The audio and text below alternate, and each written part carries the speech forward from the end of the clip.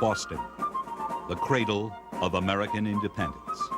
Yet a springtime tour of the Freedom Trail succumbs to a more patriotic city ritual.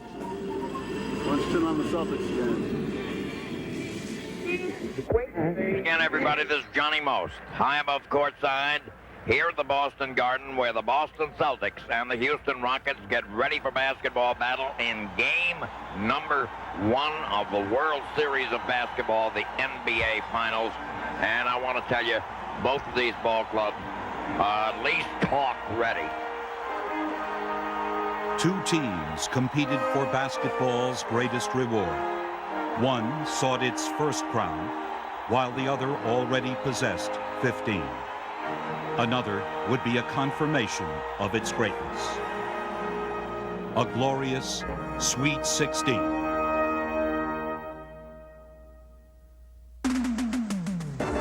Experience.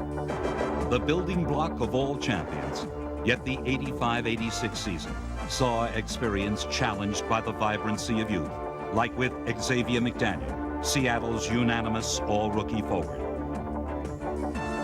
The bench was no place for muscular Charles Oakley, who stepped into the paint at 6'8" and made the inside game a bull market.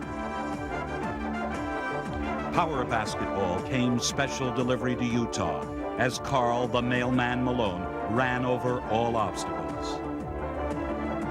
Malone's fearsome bulk contrasted with Washington's 7-foot 7-inch Manute Bol. Bol reshaped the NBA skyline and became pro basketball's greatest calculated gamble. There was no risk when it came to top pick Patrick Ewing.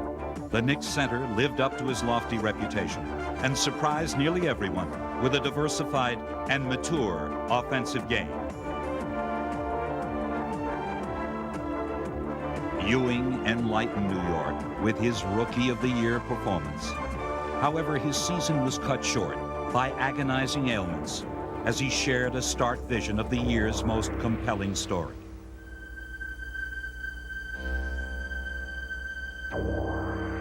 The career-threatening injury, an athlete's darkest moment. The pain is often excruciating. The body is sent into shock, and the mind is tormented by the uncertainty of the future. Severe injuries have always been an accepted consequence of pro basketball, but never before had it claimed so many big names.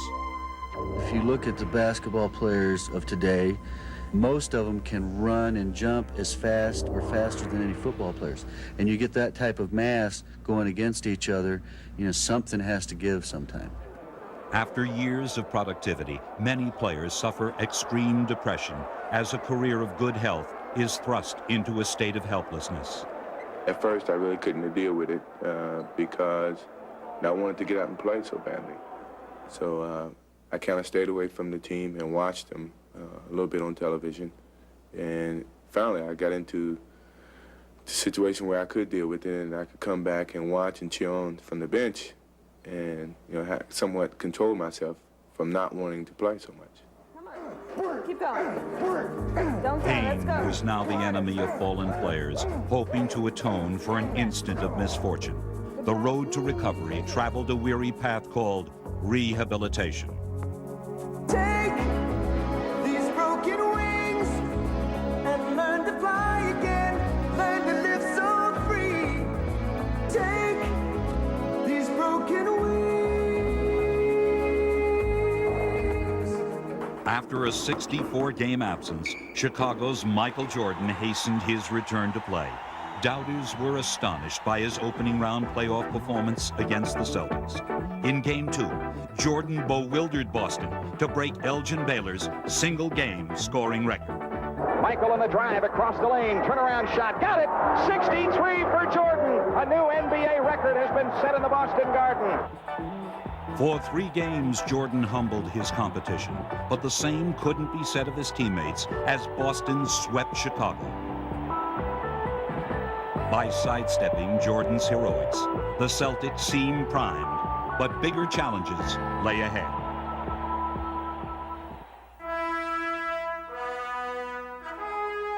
In Atlanta was an upstart team led by a budding superstar. Dominique Wilkins, the MVP runner-up and scoring champ, soared above the competition with unparalleled majesty.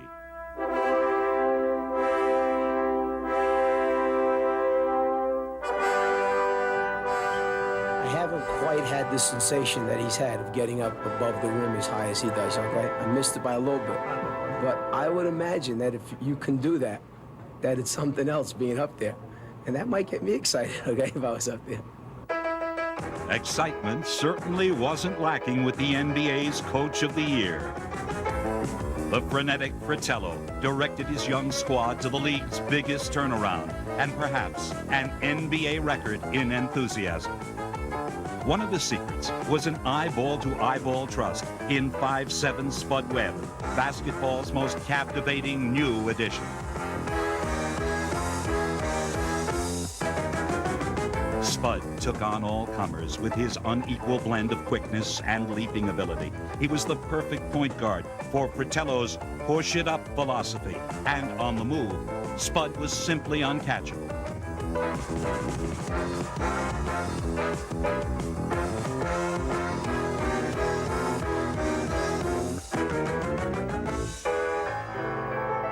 Behind Spud, Atlanta beat Detroit and looked to continue their razzle-dazzle against Boston.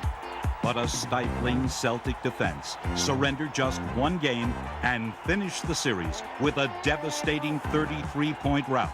No, I thought they performed great, the team. I really did. I was not disappointed in our performance. Listen, I love this team. They played hard, gave whatever they had. We were just a little bit short tonight. Atlanta's setting sun radiated confidence in Boston. The playoffs were an apparent breeze, and smooth sailing continued in the Eastern Finals with 2 wins over the Milwaukee Bucks.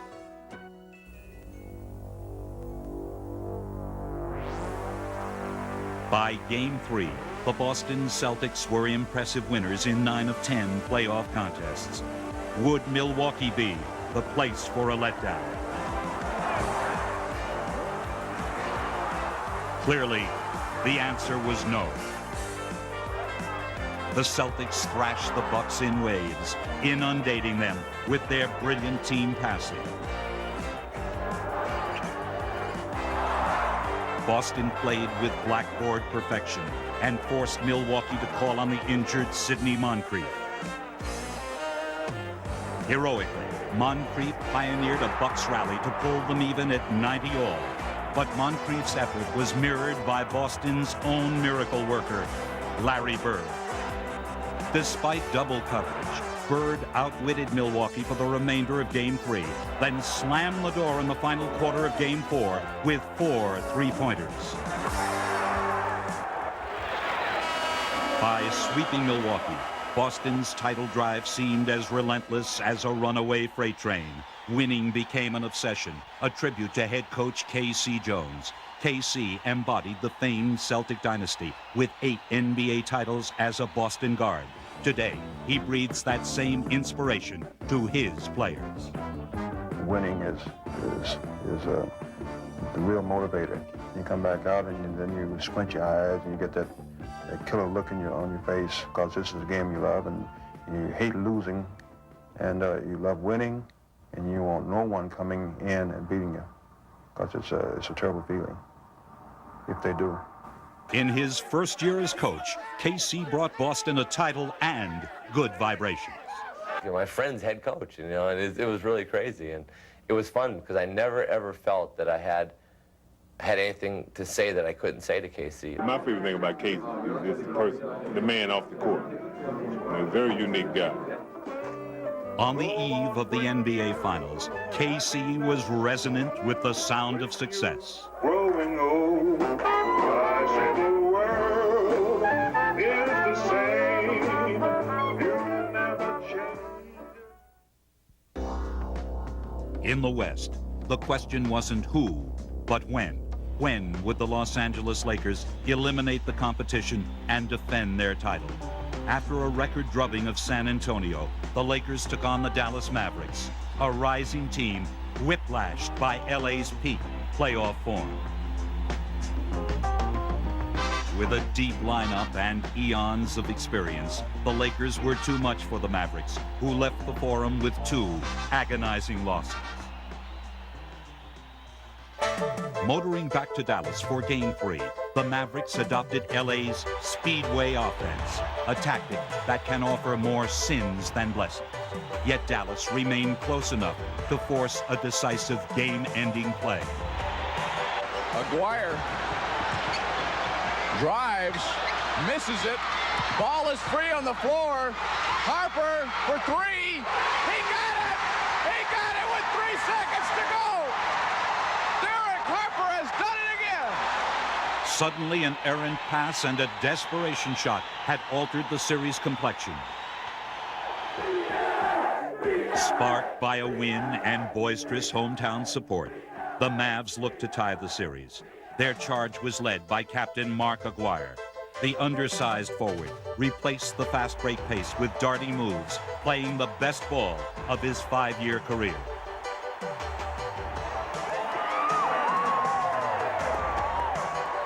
Aguirre became the series' dominant player and put the pressure on LA in Game 4. Now it was the Lakers' turn to win on the final play. There it is. It'll be skyhook time for the baseline. Not there. Dallas wins it. 2 climactic plays rescued the Mavs from elimination and squared the series at 2-2. Such dramatics were absent in Los Angeles as the Mavericks returned to Dallas, trailing 3 games to 2. They yearned for 2 more sensational endings, but the Lakers wrote them out of the script. By Game 6, LA's balanced attack had taken its toll on Dallas as they wearily tried to keep pace. Laker leads refused to crumble as Magic Johnson closed out the series, but victory seemed more like escape as the Lakers endured a nasty struggle en route to their 5th consecutive Western Finals. In LA, calmer waters appeared to be ahead. The Lakers confidently prepared for the Houston Rockets, a team of the future with a troubled history. 17 of their last 20 meetings belonged to the Lakers, and Game 1 offered few surprises. The Rockets fell to a spry 39-year-old Kareem Abdul-Jabbar. They were also victimized by LA's fast break, arguably the most efficient in history.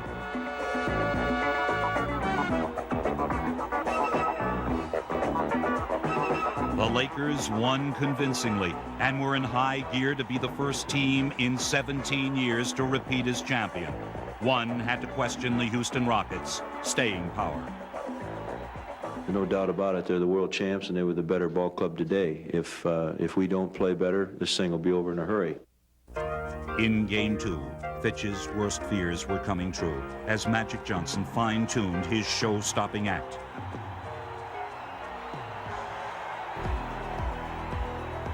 Again, the ebb and flow was controlled by the Lakers, aggravating the pooling anger within Hakeem Olajuwon. Unmercifully, the 7-foot center vented an overwhelming display of talent.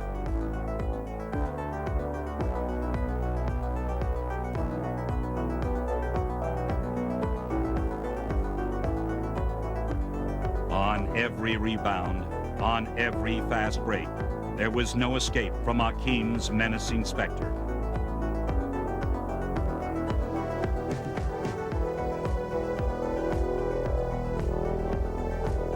It was a tidal force that swallowed the Lakers whole as the Forum drowned in a series-tying outcome.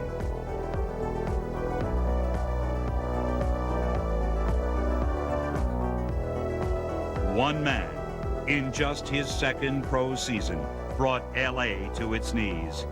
This was second nature to the NBA's most intriguing phenomenon. Hakeem it's not enough words in a language to describe what he can do. Hakeem Olajuwon is singularly the most incredible athlete I've ever witnessed, read about, and seen in person. Hakeem's great talents have afforded him a life of luxury.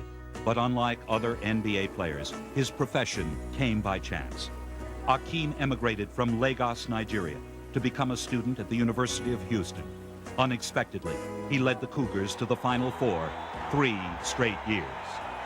And when I was coming to university, I wasn't coming directly to play basketball because, I came here to go to school, So I bought a round-trip ticket just to come here and visit. If I like it, then I would stay. If I don't, I would go back home.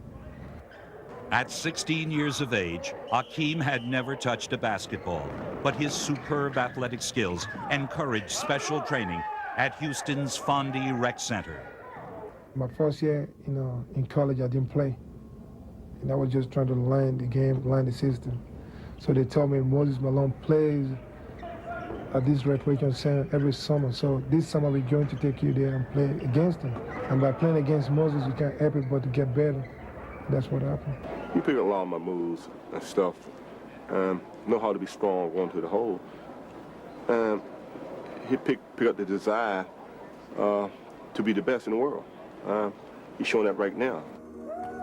Akeem is already today's best young center, and his true potential may be years away.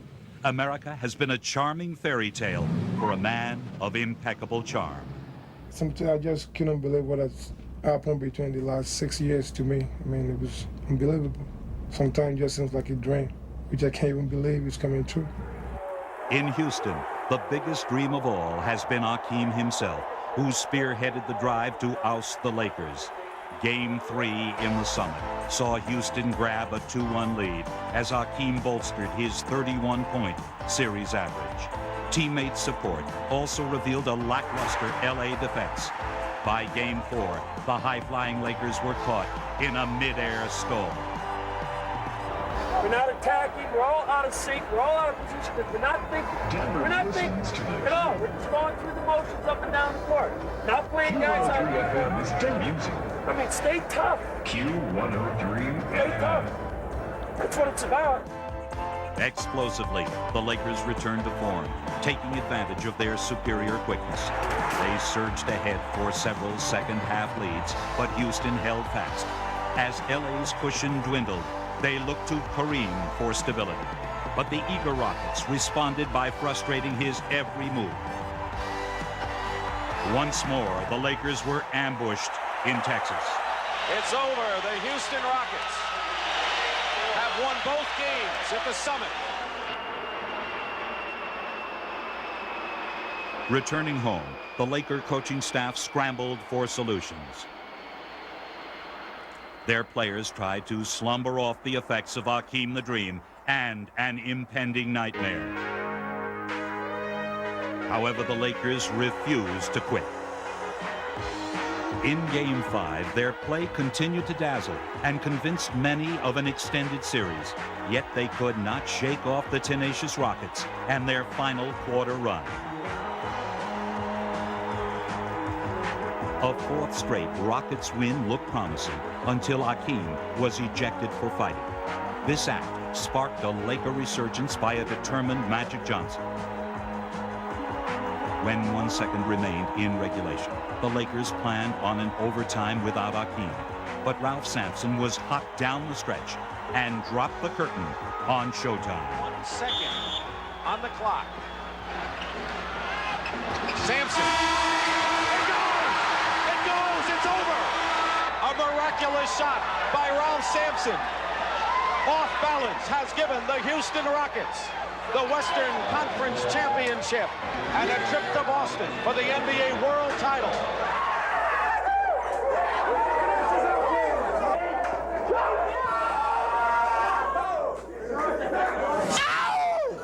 It's over. Number one in the West. Dramatically, youth defeated experience, but Bill Fitch knew of the great task that awaited in the Boston Garden. It's a great place to visit, but it's not a great place to go and play basketball. They don't take any prisoners over there. After a 5-year absence, the Rockets re-emerged in the NBA Finals. Once more, a championship path would lead them to the revered Boston Garden. The Garden reeks of tradition, and you go in there, and I think not only psychs up the fans and the Celtics, but I think it also kind of makes the other players a little leery of where they're playing. And they not only have to beat the Celtics, they have to, in a way, beat the Garden jinx. The Boston Garden is Boston Celtic basketball. That's it. You don't get better than that. I mean, where else can you go in the NBA and find anything like the Boston Garden? Nowhere. Do not build a new garden. If you're going to build a new garden, just renovate this one. This is why we've got more flags than any other city in the country.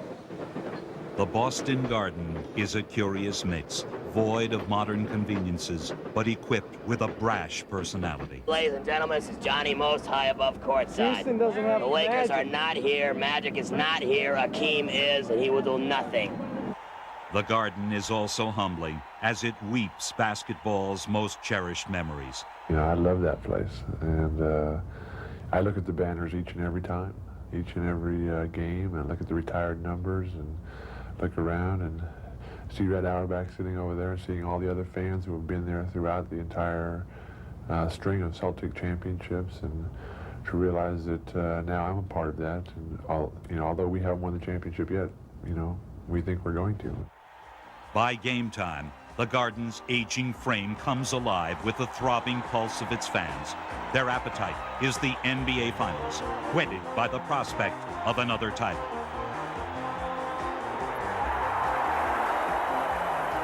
The series began predictably. The Rockets struggled with first-game jitters and directed play to their tallest strengths. It was also no surprise that the Celtics' strategy was to do the same and attack Houston's big men. Push! Robert, ISO, ISO, ISO.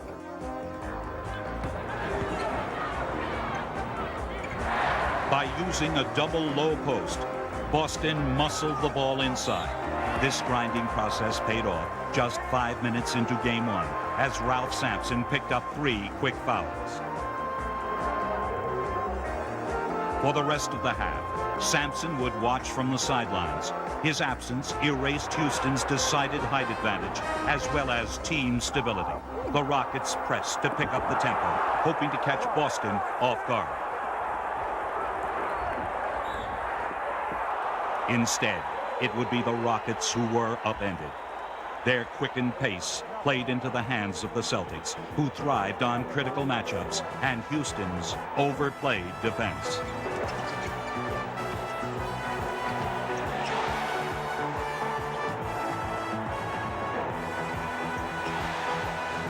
The Celtics were in top form and showed no ill effects from an 8-day layoff.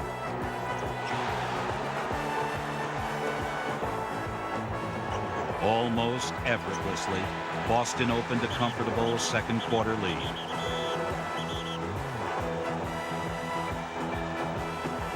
Eleven of Boston's 15 championships began with opening game victories, and Houston looked like another victim, until Akeem took command.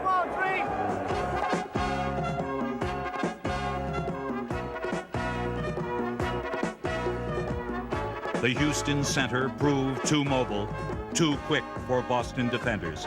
His powerful drives earned him the respect and room to unleash his tantalizing jump shot.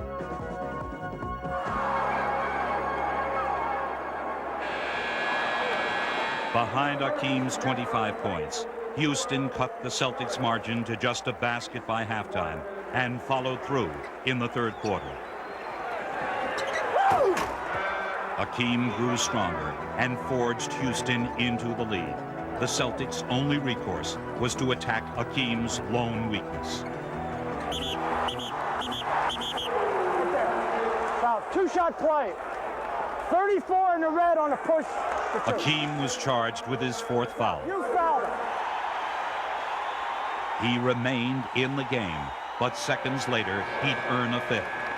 Now a different Rocket would sit on the bench, and Celtic fans were salivating. The call went out to the most notorious band of desperados in the NBA, the Celtic defense. The Celtics assumed every risk, using an assortment of traps, denying passing lanes, intimidating shots, soon forcing Houston to make their own mistakes. By the fourth quarter, Boston amassed a 15-point lead, and they were determined not to ease up. Bill Fitch's men were stumbling, and Danny Ainge put them on the ropes. Ainge was a mere role player when Fitch coached in Boston, but today he stands as a Celtic leader. Ainge recorded a superb second half, and fittingly, he would put Houston down for the count.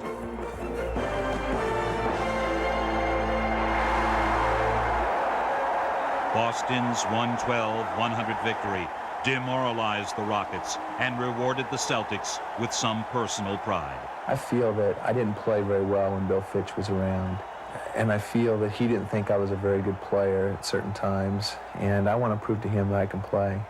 Well, the thing about Danny Ainge, he matured as a basketball last year in the playoffs. He was a good player, but he wasn't really a type of player where you could depend on him every game. He was never on a consistent basis like he was this year or last year in the playoffs. We're not afraid to give the ball to Danny Ainge in any circumstances anymore. I think when I first came here, an attitude that I had was, it was almost, I felt guilty shooting the ball, being surrounded by all those all-stars and that type of attitude. I think that since then I've adjusted to take that to my advantage. I'm playing with these all-stars. I can afford to take a couple bad shots and they're going to still cover me. Ainge became a Celtic after a brief baseball career. Now, 5 years later, he finally feels at home in Boston. Hi, Ash. How you doing? What, am I supposed to pick all you guys up or what? Hey, Tanner. We've got a lot of friends who are from the West that have moved out here. You get a lot of relocation. So that's nice. But I think what helps us like New England the best is that Danny's a Celtic. I mean, when you're a Celtic, you pretty much have it made.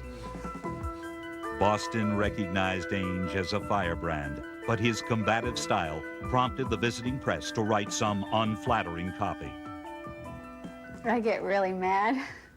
I've said, Danny, I'm calling that guy up and telling him that he can't be saying those kind of things.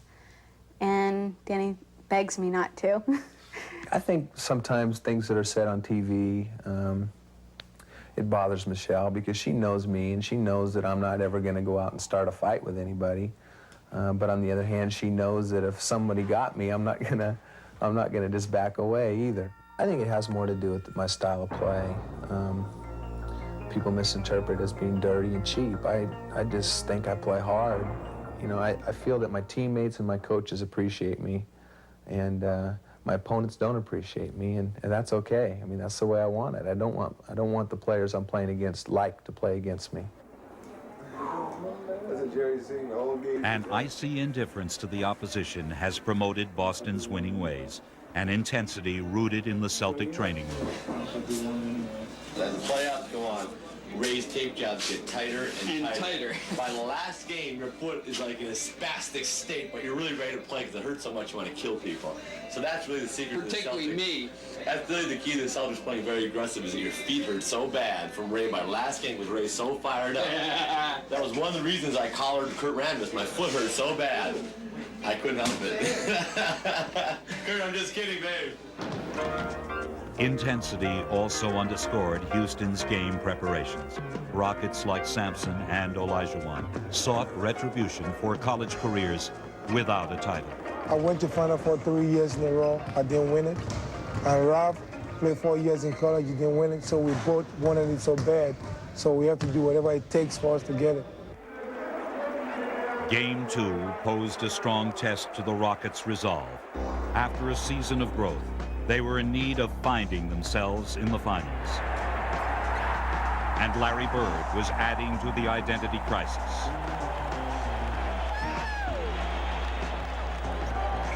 One Rocket missing in action had been Ralph Sampson, who began to show signs of his all-star talents.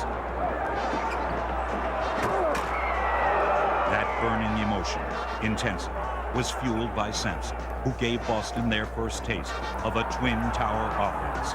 The Rockets began to accelerate, then got a little pedal heavy.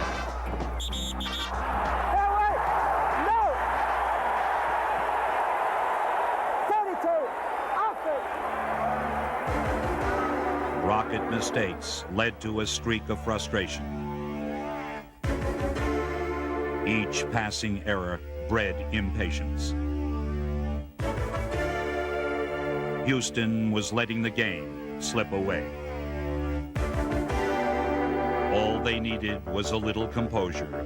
But against the Celtics, these transgressions can prove to be fatal.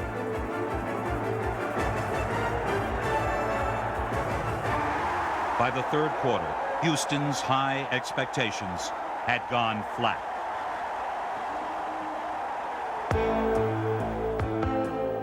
Houston's ragged execution bore little resemblance to Boston's precision attack.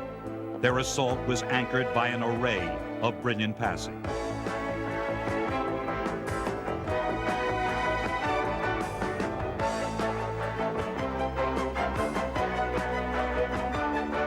Boston systematically found the open man and staged a poetic tribute to teamwork.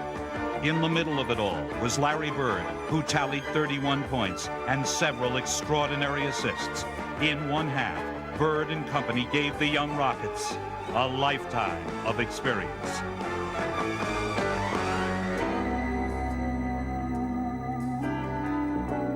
Houston's attempt to tie the series was a complete washout.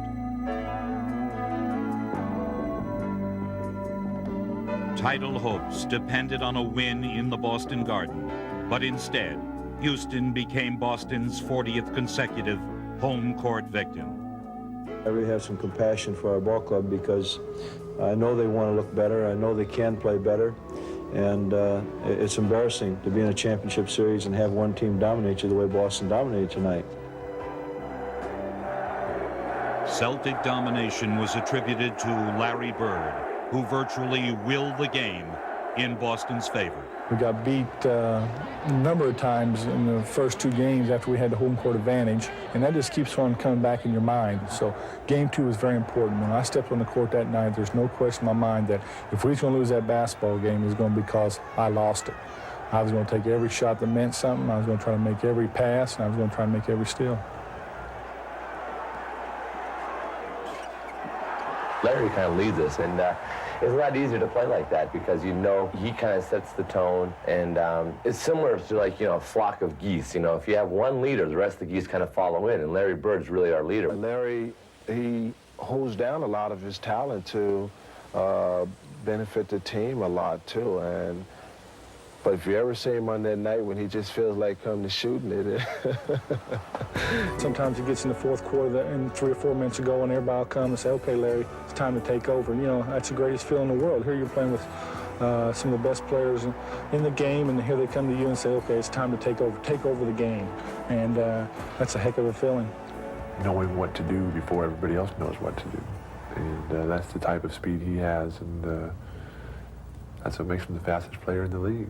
There's something within me that just says, hey, if you're going to be the best, you got to work at it, and I'm not afraid to work, especially it's something I love to do. After a third straight MVP season, Bird had his sights on another championship banner. Larry is a great basketball player. He keeps getting better and better. And when that little picture machine starts going off, he's in a world of his own. And there isn't anybody in the world that's going to stop him. And when he gets going like that, it's awesome. But Houston's objective was to bury Bird, not to praise him. If we're down 2-0, I think we can come back because we're going to play 3 games in Houston, and we're going to take it one at a time. I think we can beat them 3 straight in Houston without any question. Houston, a city perfectly suited for its hometown Rockets. Its 150-year history bears the soul of rebellion. Its modern veneer suggests the winds of change.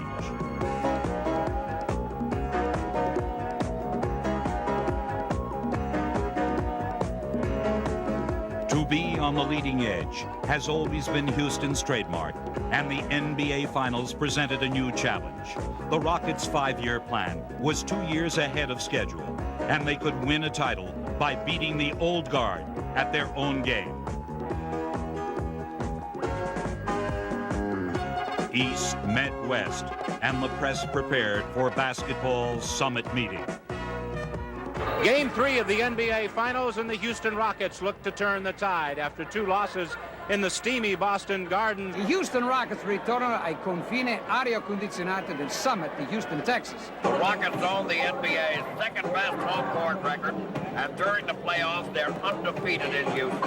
The Summit is also the site of the 1981 Championship Series, in which the Boston Celtics endured 2 tough battles on their way to the NBA title. Home court security served the Rockets from the opening tap. Houston appeared stronger and smoother than they did in the Boston Garden.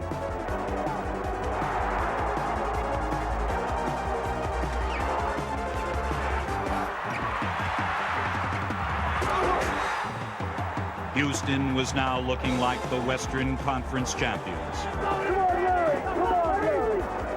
Yet the Rockets were still under the spell of Larry Bird, who kept his team within 3 points at halftime. Houston's trance then deepened in the third quarter as they hypnotically threw the ball away. As in games 1 and 2, the Rockets suffered a third quarter jinx and committed 6 consecutive turnovers.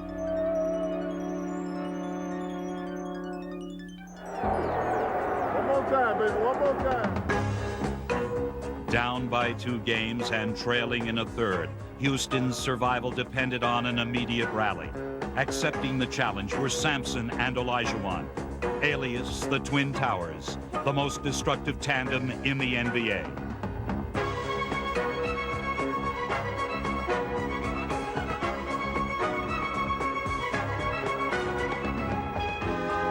For the first time in the finals, the Twin Towers were playing as a cohesive unit.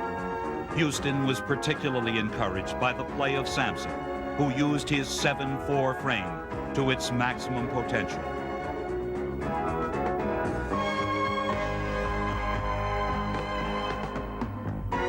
With 22 rebounds and 24 points, Ralph Sampson vindicated himself from previous criticism.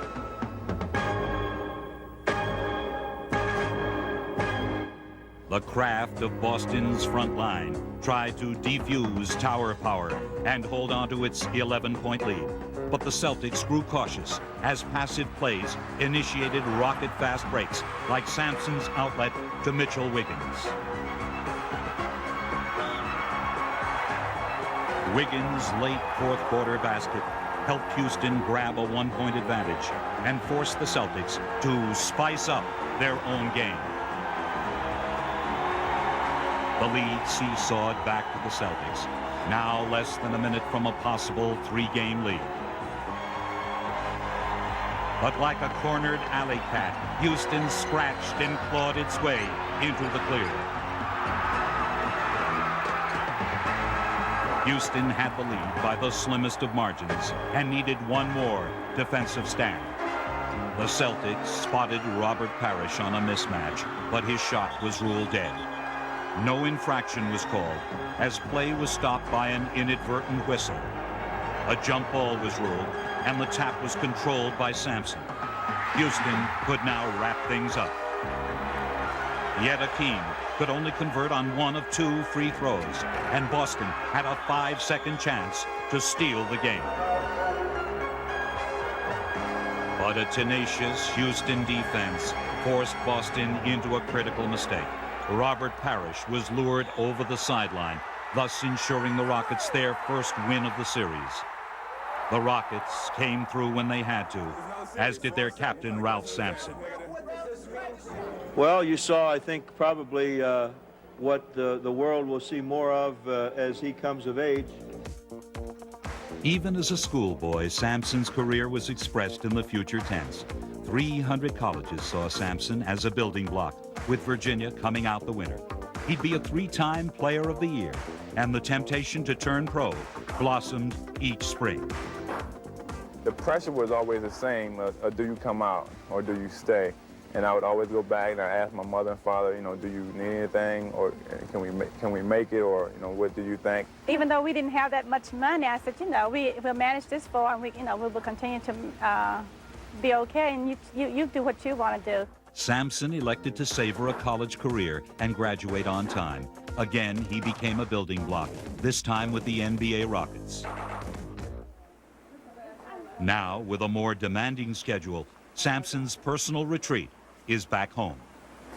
I look forward to seeing my mom and dad and sisters anytime I can when they come visit here or when I go back home.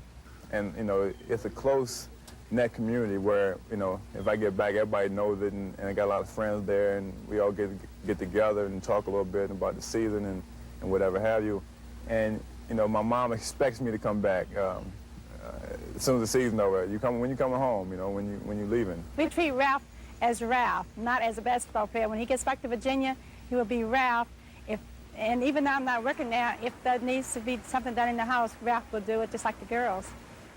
Sampson may be considered tomorrow's promise, but he finds contentment in today's accomplishments. Basketball is a fun sport, and I think I've achieved a lot of things in it, and I want to achieve a lot more, and I'm having fun doing it. And as long as I'm having fun, then I'll continue to play. The Rockets' fortunes sharply contrasted with the Houston economy. 2/3 of the oil wells were silent, and property values were withering away. These grim times found solace in Rocket Mania. The future is here. The future is now. We're proud of Houston, and we're proud of our Rockets.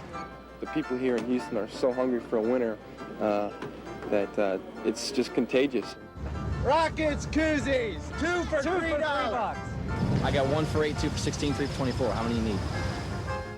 Houston's hard-hit dollar was well invested in their basketball team. The Rockets were the city's best therapy to uplift sagging hopes. Rocket Mania is crazy. I mean, everyone is thrilled to death that the Rockets are here at the championship, hoping to get it, and we're right behind them. You know, when I go to the grocery store or things like that, there's always people coming up to me saying, good job and good luck, and things like that. They're really excited, and they're behind us 100%. Beat Boston! Beat Boston! Beat Boston! Beat Boston!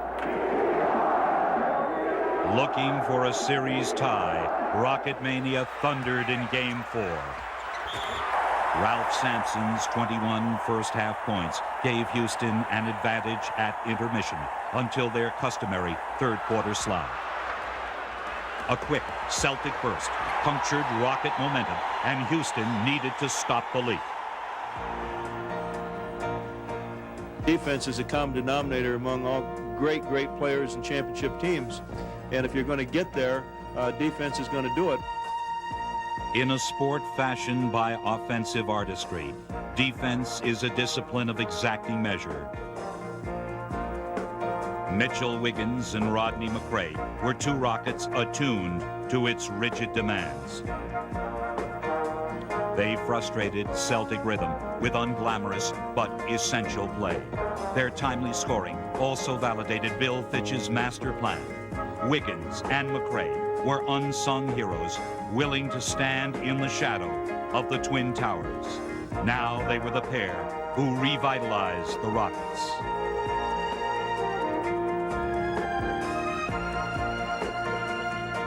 A game of scintillating give and take was condensed into the fourth quarter.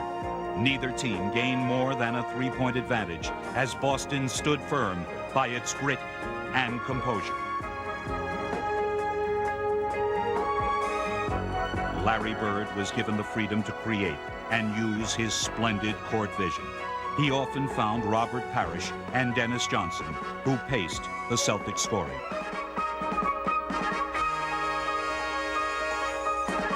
Houston countered with its inside dominance, restirring the chemistry that melted the champion Lakers. Now it was being rammed down the Celtics' throats. Pressure mounted in the summit, but Bird and Bill Walton had the antidote. Walton re-entered a tied game with 2:39 remaining and distracted Houston's bird-watching defense. Danny into Walton. Walton hauls it back out to Bird. Three-point attempt. Sweat! A three-point field goal to Larry Bird. A 104-101 edge made Houston think in terms of three, but a heads-up Rodney McRae pared the lead to a point. Houston threatened to tie the series. The Rockets' job was to allow Boston just one-shot opportunities, and they failed only once. DJ fakes, starts to go, goes driving in, lays it up, no good. Walt, a flying rebound, lays it in. What a play by Bill Walt. He just went in there, took the ball away, and put up a reverse layup. Time still remained for a comeback, but Houston panicked. The Rockets squandered their final 4 possessions, putting their perfect playoff home court record to rest. The 106-103 victory put Boston within a game of the title. The outcome was ensured by the hustle of Bill Walton, a resurrected player and the embodiment of a winner. I was teasing him. I said, you know, I can't believe I idolized you because I bust you every day in practice. I said, who'd you play against back then? As a cornerstone of UCLA's championship dynasty, Bill Walton is among the greatest college players ever. He followed his predecessor, Kareem Abdul-Jabbar, as a franchise maker and drew attention to his colorful lifestyle. Walton brought Portland a title in 1977, and a year later was named the league's MVP. Had a very successful collegiate career and a successful early pro career. Then all of a sudden things sort of fell apart with a lot of injuries. Walton's prime slipped by as he played just 14 games in 4 seasons. He wallowed with the last place Clippers until a call to Red Auerbach put him back on the winning track. I looked into his eyes and I saw a fierce pride and fierce determination. He came in town a few days early, and the first place that he stopped was at my house. And that said a lot about the person. You know, he wanted to make sure that I didn't feel threatened, make sure that he's going to be received very well. Walton appears as an ideal Celtic, grateful for another chance in the finals. From being told that I would be lucky to even walk without a limp to being back in the NBA Finals, I mean, it's just, it's a tremendous accomplishment. By Game 5, life under the microscope was beginning to show its strain. I think the only thing I haven't been asked is I'm ready to go on vacation. Am I having a good time? How much did Larry Bird weigh at birth? How's my ribs? No, that's not it. Would you like to start tonight, Greg? You know, about probably my eyebrows or something. Conditioned to the media circus was Bill Fitch, Houston's philosophic head coach. Coaching is important. If I didn't feel it was important, I probably wouldn't like being a coach. But I learned a long time ago that the players and what they do together and how well they perform together, that's where the ball game is going to be won.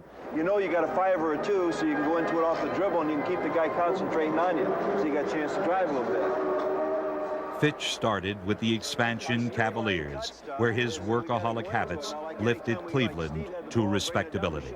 You can learn from losing as well as from winning. And I've always said, though, you don't have to lose quite as often as you do with an expansion team to learn the lessons you have to learn.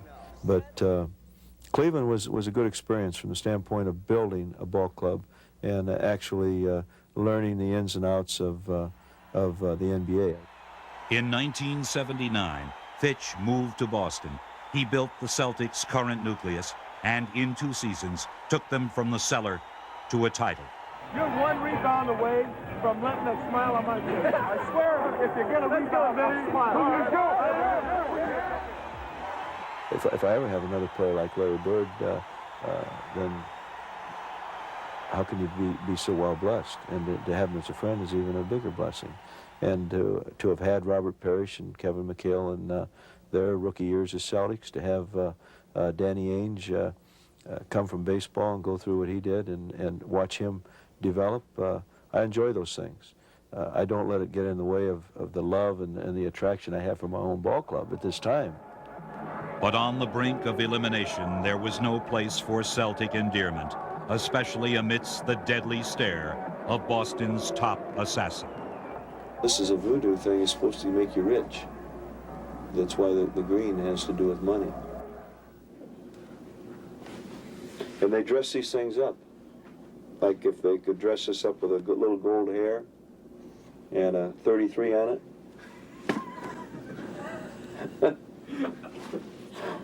Lay it on him. Voodoo may explain Game 5's unusual turn of events. Bird was exorcised to a mortal 17 points, while Ralph Sampson played like a man possessed. By the second quarter, Sampson's wrath was fully unleashed. And now Kite has grabbed Sampson from behind. Ralph Sampson became a towering inferno and the central figure in a bench-clearing brawl. He was ejected for battling Jerry Seasting, a Boston reserve standing 15 inches shorter. Sampson's early exit looked like an ominous prelude for all the Rockets. Desperate times demand desperate measures, and Jim Peterson was the solution. Throughout the playoffs, Peterson had teamed splendidly with Akeem Olajuwon. Now he asserted himself as Houston's third tower. Here's Peterson with the offensive rebound. The determined Peterson threw around his bulk and undercut the Celtics with 12 rebounds. Boston's other problem came from above.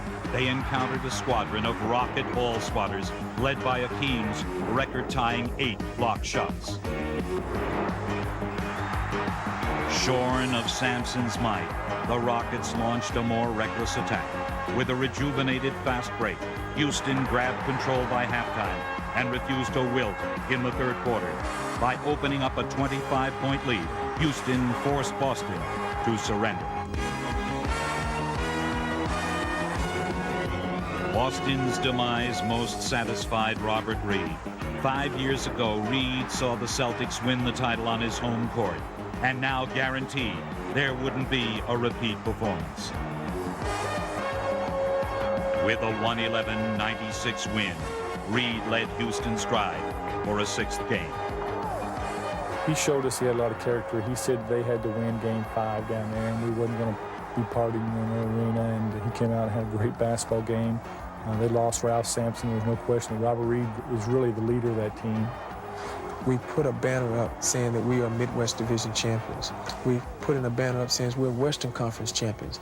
And we want to put a banner up that says NBA champions. Regardless of the outcome, a title would be decided in Boston, a city that takes exception to what seems rightfully theirs. I'm going to tell you a story. I'm going to tell you about my town. Watch this. The Rockets are going to fall tomorrow. Make it, D-Make. I love it. And Sampson, they're going to crush you. 3 for $1 on the Celtic green lettuce here. We're going to kill Houston. Here you go. This is Ralph Sampson. Right here, big old Ralphie boy. And we got good old Akimo right here. Here you go, Akimo. It's all over, pal. This is what the Celtics are going to do to the Houston Rockets.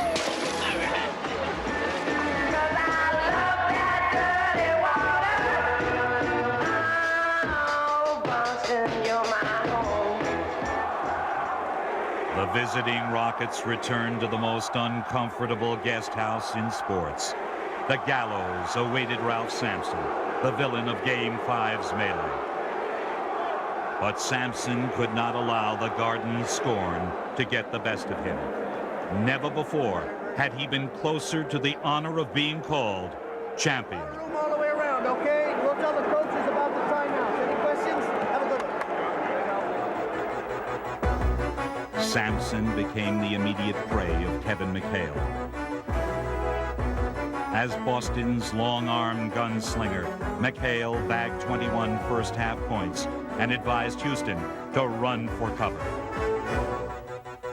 However, the cold steel will of Akeem Olajuwon would not be denied.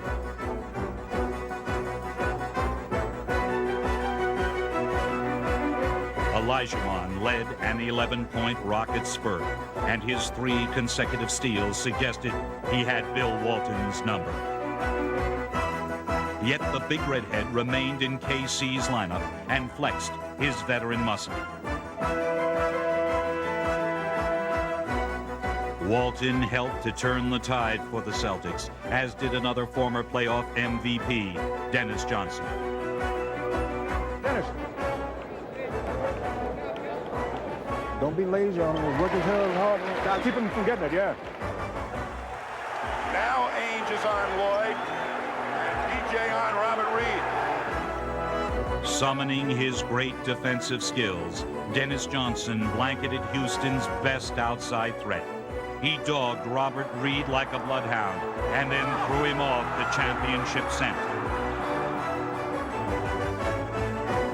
Dennis Johnson is the best basketball player I've ever played with. It's the biggest thrill I've ever had to playing with an individual, and I'm very proud to be a team member of DJ's, because he's made me a great basketball player, and it's because of the way he plays. And DJ's probably more intense about winning than I am. He just goes about it a little bit different.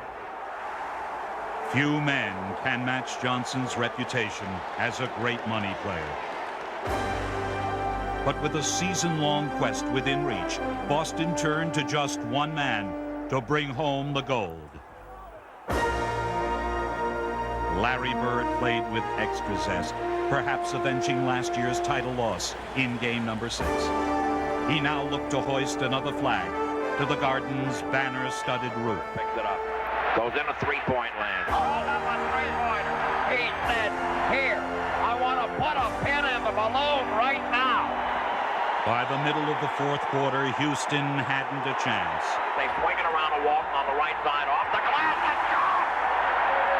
Bill Walton makes it a 28-point lead. Pandemonium loose in this garden. Pandemonium right now. The game clock was of no significance as the Boston Garden bellowed a tone of finality. After posting the league's best record and a near-perfect mark at home, the basketball world was finally swathed in a cloak of green and white. The NBA could boast its most familiar announcement. The Boston Celtics were the world champions.